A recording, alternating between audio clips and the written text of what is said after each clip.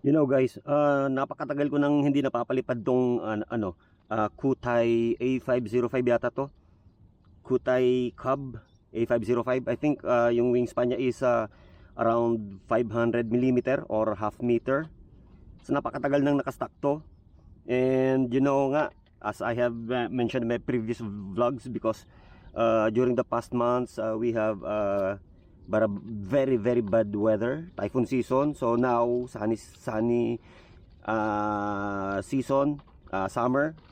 So mas maganda kasi I will be able to test all my RC plane now, because we already have a good sunny weather and calm weather. So Kutai A505 yata to, cab 3 channel I think, tapos brush motor. Yan, I hope it will still fly nicely as it was before, as it is before. Because yun nga, napakatagal ko na naka-stock to. It's already stuck in the storage for such a long time. Alright. So Kutai A505, Kutai 3 channel cab brush motor. Let's see ground take off kung uubra siya. I think that double beep is a signal for a high rate. Let's see, let's find out. Here we go. Oh, bad.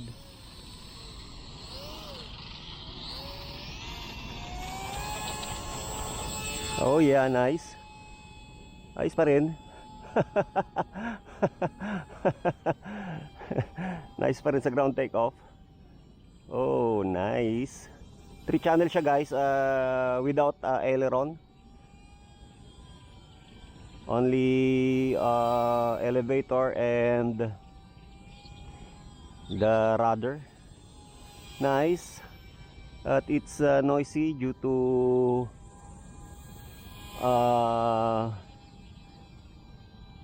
brush motor, carless motor on board. That's still a nice plane.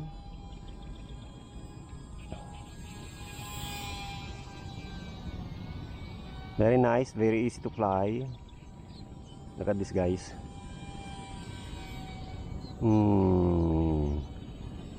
Very nice. Very nice toy. I miss flying this one. You know what, this is the good thing, because if you happen to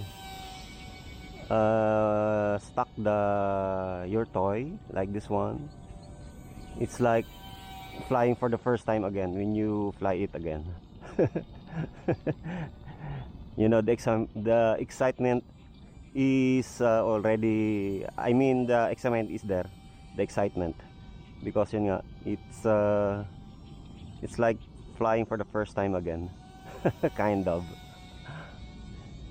Yeah, this one is very nice RC plane to fly because of the slow, I mean not fast aircraft. Look at that. It is not a fast aircraft.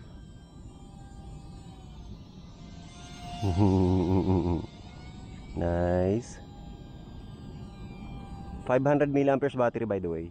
3.7 volts. I think 3.7 volts is common for this kind of toys, RC stuff like this. 500 millimeter, 400, you know. And I think the exception is my Pegasus, which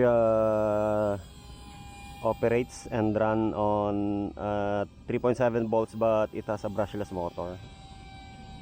This one is very nice also, but it's only a bit noisy. You know, the motor is like the friction and the grinding is there. You can hear even from afar, but still a nice toy. Look at this, 3 channel, not bad. Look at that. If you are just looking for fun, diba? Without breaking your bank account again. Because to be honest, I'm a budget flyer. I already stay away from expensive RC planes because all I want is just to have fun. And as I have said, this one is easy to store, easy to keep, because you don't need a big space for this. You don't need a big storage. Actually, you can just keep it on its own if it's still have its box. Very nice. Look at this. It's too good. It's too beautiful. Diba? This is what I'm talking about. I don't need a big RC plane. This one will do. All I want is fun, and of course just to maintain my I don't know if you call this as a skill. Do you think yeah, I think yeah, it's gonna be considered as a skill, flying skill. I just want to maintain, you know, but you know, I'm just into basic flying. No acrobatics, no aerobatics, no show. I mean, no show time. I think this kind of flying is already nice and satisfying. Sometimes I do inverted flight, loop, roll, stuff like that. But especially for this kind of RC planes, beginner RC plane, you will notice very seldom feature of those kinds of stunts like roll. But yeah, there are some entry-level RC plane with those kinds of features like barrel roll, invert flight, vertical. Yeah, you can also find those kind of features in a beginner RC plane.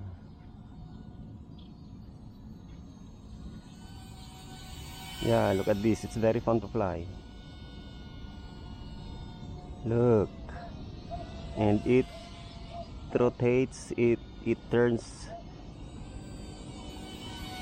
it turns very sharp. Look at this. The turn is very sharp, guys. You can just do circle fly in front of you, in front of me. Look at this. All you just need is like a wide space for you to hand throw this one or ground takeoff. But if it's already in the air, you no longer need a big space like this. Look, take a look at this.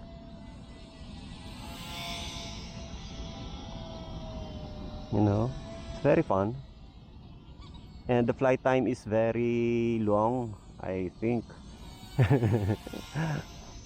I think I can already make 2 10-minute videos in a single battery. Full charge. 500 milliamperes battery. I think it is very power efficient, maybe because of the high wing design, and it's a slow flyer. Look at this.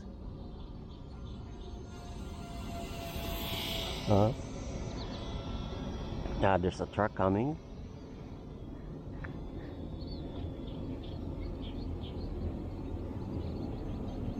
Let the truck pass by first.